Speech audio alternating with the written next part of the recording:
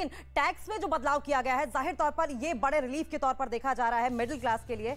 हम हमारे गेस्ट जो यहाँ पर मौजूद हैं उन्हीं से जो पेचीदगियां हैं और किस तरीके से जो ये छूट दी गई है उसमें राहत मिलेगी उन्हें बुलाएंगे और इन्फॉर्मेशन वॉल के जरिए दरअसल आपको हर एक स्लैब की जानकारी देंगे। सर हम चाहेंगे कि आप यहाँ पर आएं और समझाने की कोशिश करें। उसके बाद डिफेंस से जुड़ा भी एक सवाल है क्योंकि डिफेंस आज के दौर में बहुत महत्वपूर्ण हो जाता है, वो भी समझने की कोशिश करेंगे। इन्फॉर्मेशन वॉल पर आपसे थोड़ी देर में हम आपको तमाम वो टैक्स स्लैब्स दिखाएंगे और किस तरीके से फायदेमंद साबित होने वाला है। सर बताते चलिए, टैक्स स्लैब न्यू रिजिम 6 साल जो सालाना 6 लाख की आय 6 लाख के ऊपर कितना टैक्स लगेगा अगर आपकी ओवरऑल कमाई 7 लाख से ऊपर है।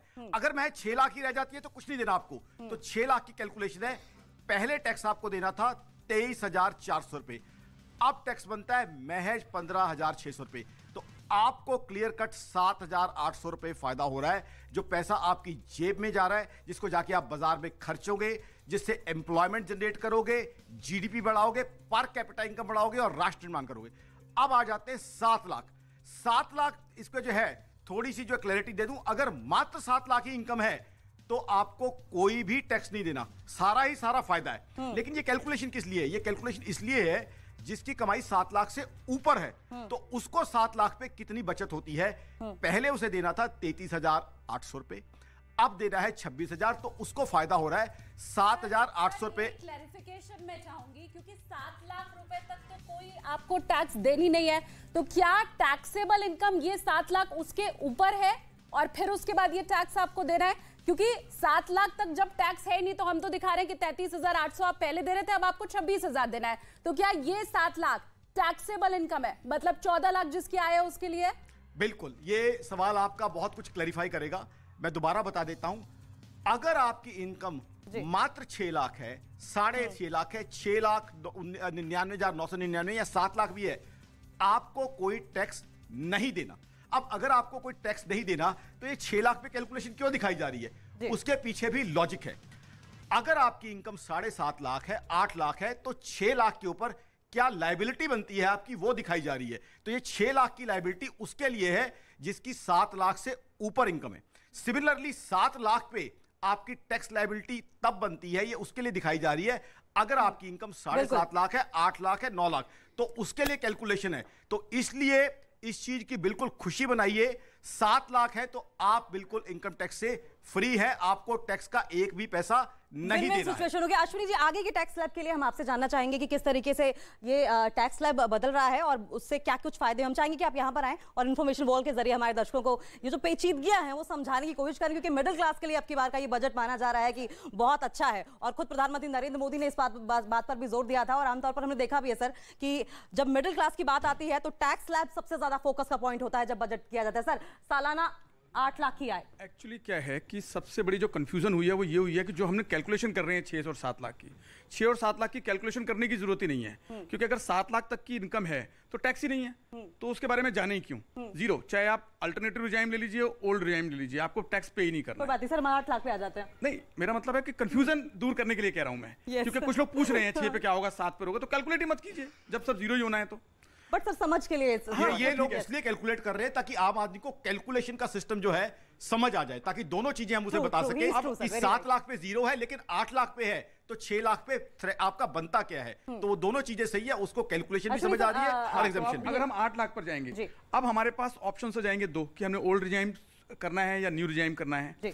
हम ये मानते हैं कि जिनको कोई इन्वेस्टमेंट नहीं करना है, मान लीजिए जिनको पूरा न्यू रिजाइम में टैक्स पे करना है, तो उनको पूरा टैक्स पे करना होगा जो नए रेट्स आए हैं उसके हिसाब से, और जो पुराना रिजाइम है उसमें आपका एग्जम्पशन लिमिट वही रहेगा, टैक्स रेट वही रहेंगे, उसमें चेंज नहीं होंगे, लेकिन आपको जो 80C का बेनिफिट है या जो इंटरेस्ट ऑन हाउसिंग लोन का बेनिफिट है वो सब बेनिफिट्स आपको मिलेंगे। ये फर्क है दोनों। यहाँ भी विन-विन सिचुएशन। मेरा इसमें और है, 7 लाख तक न्यू रिजीम के हिसाब से आपको टैक्स नहीं देना है, किसी भी हिसाब से नहीं देना है, 7 लाख तक नहीं देना है। लेकिन न्यू रिजीम में अगर आपकी 10 लाख इनकम है तो कौन सा टैक्स स्लैब है? ओल्ड रिजीम का तो हमें पता है, आप दोनों में से कोई भी चूज कर सकते हैं। मैं वही बात बताना चाह रहा था, फर्क क्या है कि जिसकी इनकम 7 से ऊपर है उसको यह निर्णय लेना होगा कि जो पुराना वाला रेगुलर टैक्स स्ट्रक्चर था उसको फॉलो करना है, या जो अल्टरनेटिव रिजाइम पिछली बार लेकर आए थे उसमें थोड़ा बहुत टैक्स में बदलाव किया गया, या उसको लेना है। इन दोनों में से एक उसको निर्णय लेना होगा। वो निर्णय किस आधार पर लिया जाएगा कि क्या वो इन्वेस्टमेंट्स और सेविंग्स कर रहा है, क्या जैसे 80C का बेनिफिट हो गया, या जैसे आपका इंटरेस्ट ऑन हाउसिंग लोन हो गया, HRA का बेनिफिट हो गया, अगर वो सब बेनिफिट लेने हैं तो फिर पुराना रेगुलर ओल्ड रिजाइम ही बेटर है। और सर इसी वजह से मुझे लगता है कि काफी लोगों ने न्यू स्लैब की जो ये पूरी की पूरी व्यवस्था थी वो ऑप्ट नहीं की थी, क्योंकि उन्हें कहीं ना कहीं डर था अगर नई व्यवस्था लागू हो गई तो हो सकता है कि जो बेनिफिट्स और सेविंग हमारी हो रही है वो नहीं हो पाएगी। बात ये थी कैलकुलेशन में भी फर्क आ रहा था। हाँ। कि भाई आपके जो इन्वेस्टमेंट्स मिल रहे हैं, इन्वेस्टमेंट्स का जो डिडक्शन मिल रहा है आपको 80C का और HRA का, वो इतना जो बेनिफिट मिल रहा है वो ज्यादा है बजाय कि टैक्स रेट जो कम किए थे स्लैब उससे। यानी कि आप दोनों को कंपेयर करते थे तो डिडक्शन से टैक्स रिलीफ ज्यादा था और उससे एक और फायदा भी था। मैं एक और चीज क्लैरिफाई कर दूं, मान लीजिए मैंने हाउसिंग लोन लिया हुआ है 5 साल पहले और हाउसिंग लोन मैंने वो कंटिन्यू करना है, उसका पैसा देना है मैंने 20 साल तक। अब मुझे 80C के अंदर प्रिंसिपल कंपोनेंट का एग्जम्पशन भी लेना है, उसके अलावा 24B में इंटरेस्ट का वो भी लेना है, एग्जम्पशन भी लेना है। तो मैं न्यू रेजिम पे कैसे शिफ्ट करूंगा, क्योंकि मैंने तो शादी कर ली है एक हाउसिंग लोन के साथ जो कि 16 साल 18 साल का है, तो सब लोगों के लिए वो न्यू रेजिम इस तरीके से एप्लीकेबल नहीं होता था, क्योंकि जो लंबी कमिटमेंट करके बैठा हुआ है उसको जो है उसी रेजिम से स्टिक करना था, तो हर व्यक्ति के लिए ऑप्शन नहीं थी। और एक बात आपको दोबारा क्लैरिफाई कर दूं, जो आपका क्वेश्चन था ओल्ड रेजिम और न्यू रेजिम का, आम जो हमारे दर्शक है उनके लिए, हमारे भाई बहनों के लिए 7 लाख तक कोई रेजिम नहीं है आपके लिए, किसी तरह का कोई टैक्स रेजिम नहीं है, ना ओल्ड ना न्यू। ये जो रेजिम शुरू होते हैं 7 लाख के बियॉन्ड शुरू होते हैं। अगर आप 7 लाख कमाते हैं तो आपके लिए कोई रेजिम नहीं है, फ्री रेजिम है। मस्त रहिए, मौज कीजिए और जाके पैसे को खर्च कीजिए, मल्टीप्लेक्स में पिक्चर देखिए, टी-शर्ट खरीदिए, हिंदुस्तान की इकोनॉमी। लेकिन एक बात थोड़ी गौर करने लायक है, इस बार जो बजट में प्रपोजल लाए हैं उसमें बाय डिफॉल्ट इसको डिफॉल्ट स्ट्रक्चर माना जाएगा। डिफॉल्ट टैक्स स्ट्रक्चर क्या है, यानी कि अगर आप कुछ भी ऑप्ट नहीं करते तो ये माना जाएगा कि आपने न्यू रिजाइम ऑप्ट कर लिया। तो अब इसके पीछे क्या कारण है? क्या सरकार को लगता है जरूरत नहीं है इंश्योरेंस पॉलिसीज में इन्वेस्ट करने की, हाउसिंग लोन लेने की? तो ये इसका क्या कारण है मालूम नहीं। इसकी एक वजह ये भी हो सकती है कि ये पूरा बजट स्ट्रक्चर और ये टैक्स स्ट्रक्चर देख के भी ऐसा लग रहा है कि सरकार शायद जो न्यू रिजीम है उसे पॉपुलर करना चाहती है, जो कि पहले नहीं था उतना पॉपुलर। तो जैसा आपने कहा अगर मैंने कुछ ऑप्ट नहीं किया तो सीधा ये मान लिया जाएगा कि मैं न्यू रिजीम में हूं, और सरकार सीधी बात है न्यू रिजीम में ज्यादा लोग जाएं। लेकिन देखने वाली बात यह है कि जिन लोगों ने इंश्योरेंस पॉलिसीज ऑप्ट की हुई हैं उनका इंश्योरेंस प्रीमियम जा रहा है, स्कूल एजुकेशन फीस है या जो हाउसिंग लोन है उसके ऊपर इंटरेस्ट है, और इस तरह की बहुत सारी और आइटम्स हैं कि जो रेगुलर आप जिससे कमिटेड हैं। सर मैं 1 मिनट आपका माइक लेना चाहूंगी क्योंकि हमारे साथ जो पीछे गेस्ट हैं, एक सवाल में एक चीज मैं उस पे और क्लैरिफाई कर दूं, जो आपने प्रोविजंस की बात की है उसमें एक बड़ी इंपॉर्टेंट प्रोविजन है हमारे बुजुर्गों के लिए। अगर आपकी उम्र 75 साल से ऊपर है, हमारे सम्मानित बुजुर्गों को बताना चाहता हूं, और आपकी इनकम मात्र पेंशन और इंटरेस्ट से है, तो आपको इनकम टैक्स रिटर्न भरने की अब कोई भी जरूरत नहीं है। तो हमारे सम्मानित बुजुर्गों के लिए 75 साल की उम्र के बाद वो कैलकुलेशन के चक्कर में ना पड़े, इनकम टैक्स की भागदौड़ ना करें, ऑनलाइन ऑफलाइन ना देखें, तो उनके लिए ये नई प्रोविजन बहुत बहुत बढ़िया है कि उन्हें इनकम टैक्स की रिटर्न ही नहीं भरनी अगर उनकी इनकम मात्र पेंशन और इंटरेस्ट से, क्योंकि बहुत से बुजुर्ग ऐसे हो जाएंगे हमारे जो पेंशन कमाते हैं और उस पैसे को सेव करके उसके ऊपर इंटरेस्ट से अपना गुजारा करते हैं। मैं जरा ये भी समझना चाहती हूँ अमीर और गरीब दोनों तरह के लोगों के लिए, मैं ज्यादा पैसा कमाती हूँ तो कौन सी रिजीम में जाऊं, मैं थोड़ा कम पैसा कमाती हूँ तो किस रिजीम में जाऊं, 10-15 लाख के ऊपर वाले किस में जाएं और जरा जो 10 के नीचे वाले हैं वो किस में जाएं? अगर आप 15 लाख से ऊपर कमा रहे हैं और अगर आपकी ओवरऑल डिडक्शन 4,08,000 के करीब है और उससे ऊपर जा रही है तो आपको ओल्ड रेजिम में जाना चाहिए। और अगर आपकी 15 लाख की इनकम है और 15 लाख से ऊपर है और अगर आपकी डिडक्शन जो है 4,08,000 से कम है तो आप न्यू रेजिम में। ये कैलकुलेशन आपका भी है? ये बाय एंड लार्ज ठीक है, और यहाँ पर देखिए हमें कॉमन थीम नहीं मिलेगी, आपको different set of tax payers मिलेंगे। आप जो जिसे ट्रेडिशनल इन्वेस्टमेंट करनी है, life insurance, choice and interest, आज चॉइस है। आज मिलेनियल जेन जी में देखें, आज जो तो वो कैश हाथ में चाहते हैं, वो डिस्पोजेबल इनकम चाहते हैं, तो आज उन्हें इंटरेस्ट नहीं है कि वो लाइफ इंश्योरेंस में 8% 6% 20 साल बाद में पैसा मिलेगा। ऐसे GST 4% लग जाता है प्रीमियम के ऊपर में, तो they don't see life insurance as an investment option.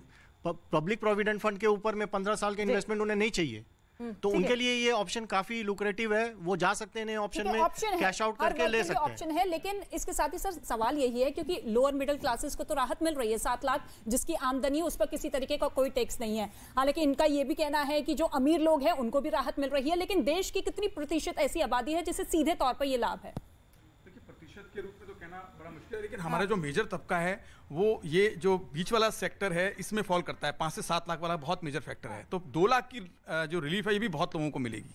तो ऐसा नहीं कह सकते हम कि रिलीफ नहीं है ये।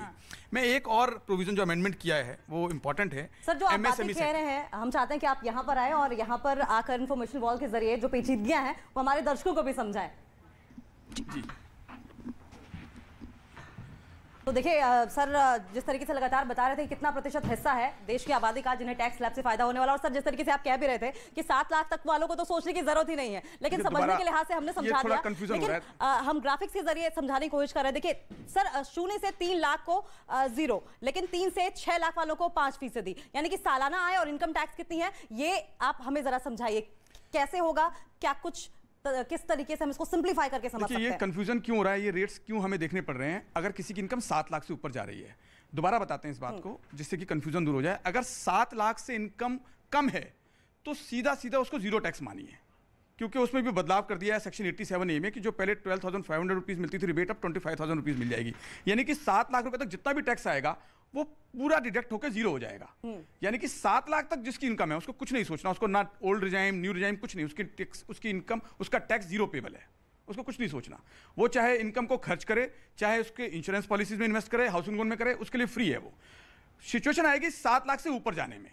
7 लाख से ऊपर 9 लाख वाले की अगर बात करें सर, तो यहाँ पे कितना फर्क पड़ेगा? जैसे 3 से 6 लाख रुपए है, 5% के करीब आपका जो टैक्स रेट लगेगा वो इस पे 5% लगेगा इस स्लैब के बीच में। यानी कि आपको 5% देना है इसके बीच में। यानी कि किसी की इनकम 6 लाख है तो 6 लाख माइनस 3 लाख, 3 लाख का 5% 15,000 रुपए टैक्स। लेकिन सर फिर जब जनता कंफ्यूज होती है कि हम तो 7 लाख की बात कर रहे थे और यहाँ पे हम 3 से 6 लाख की बात कर रहे हैं। मान लो किसी की इनकम, ये स्लैब रेट क्यों आ रहे हैं, मान लो किसी की इनकम अब 8 लाख रुपए हो रही है, तो उसको कैसे कैलकुलेट करना है उसका तरीका है ये।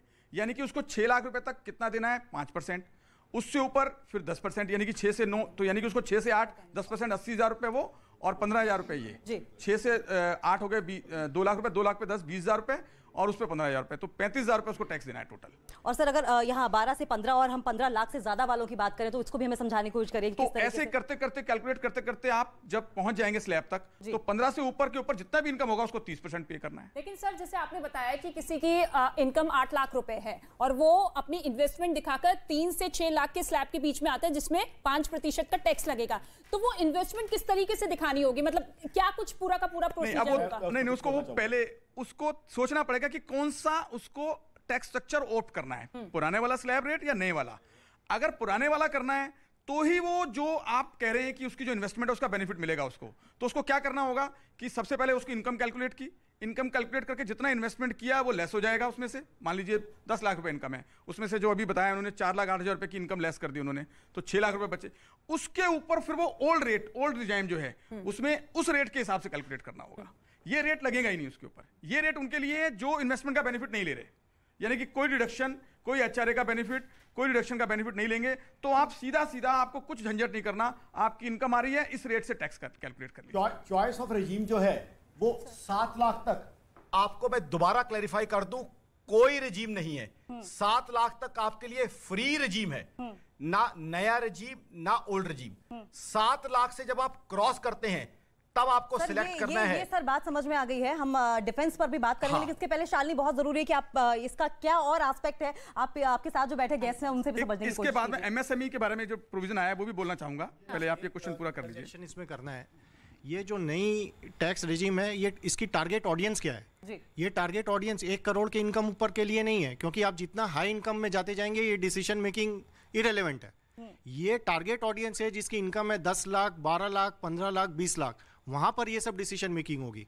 तो जो 30 लाख, 40 लाख, 50 लाख वाले हैं, कोई ज्यादा फर्क नहीं गिरने वाला इसमें। तो ये भी एक हमें देखना पड़ेगा कि ये किसके तरफ टारगेट किया गया है ये नई रेजिम को। लेकिन उतना बेनिफिट तो मिलेगा ही उसको, वो बेनिफिट उसके लिए सब्सटेंशियल नहीं हो, वो लोगों के लिए फर्क नहीं पड़ता, वो एक अलग बात है। हाँ। बट उतना बेनिफिट, फाइनेंशियल बेनिफिट तो रहेगा उसको। वो इमटेरियल है, मतलब it's not a decision making point. आप 5,000 7,000 में आप डिसीजन नहीं लेते हो, एक लेवल से ऊपर ये डिसीजन मेकिंग पॉइंट जो है। आज का बजट डिफेंस में बहुत हमारी मैं एक आप डिफेंस शुरू करने से पहले एमएसएमई का पॉइंट चाहूंगा। आज की तारीख में हम बात करते हैं आत्मनिर्भर भारत की।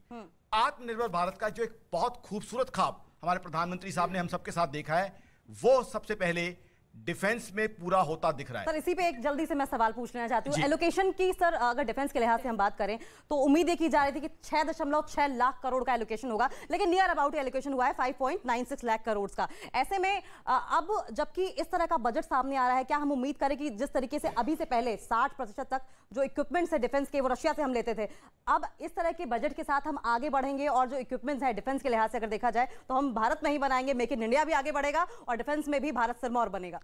बहुत बढ़िया सवाल पूछा, आई लव दिस क्वेश्चन। बहुत खुशी होती है मुझे इसका जवाब देते हुए। पहले तो आत्मनिर्भर, फिर आत्मसम्मान, तीसरी बात भगवान न करे कल लड़ाई लगी हुई है और हमने वो इक्विपमेंट मंगाना है। किसी जमाने में अमेरिका से हम फाइटर प्लेन लिया करते थे, वो उस समय आए ना आए। जब डोमेस्टिक मैन्युफैक्चरिंग होगी तो हमारी आत्मनिर्भरता रहेगी कि अपने यहां फैक्ट्री में बनाना है और उसे उसी समय इस्तेमाल किया जा सकता है, जो कि हमारा पड़ोसी जो बैठा हुआ है रावलपिंडी में, जो लोग बैठे हुए हैं उनके पास वो सुविधा नहीं है। तो ये मोदी जी का विजन है जो आज डिफेंस पे हम आत्मनिर्भर होते जा रहे हैं, ना सिर्फ आत्मनिर्भर हो रहे हैं। सर आप प्रधानमंत्री नरेंद्र मोदी की बात कर रहे हैं, तो ऐसे में प्रधानमंत्री नरेंद्र मोदी ने क्या कुछ कहा है? मैंने नहीं देखा इस तरह का चीट, इस तरह का क्रिमिनल माइंड पूरे जेल स्टाफ को ब्राइब कर देगा। मैं सोच भी नहीं सकता था गवर्नमेंट फंक्शनरी को इम्पर्सनेट करता था, आवाजें बदलता था। टारगेट भी बहुत पावरफुल धनवान लोगों को करता है। ये एक ही चीज से रुक सकता है, अगर आप इसकी जीभ काटें।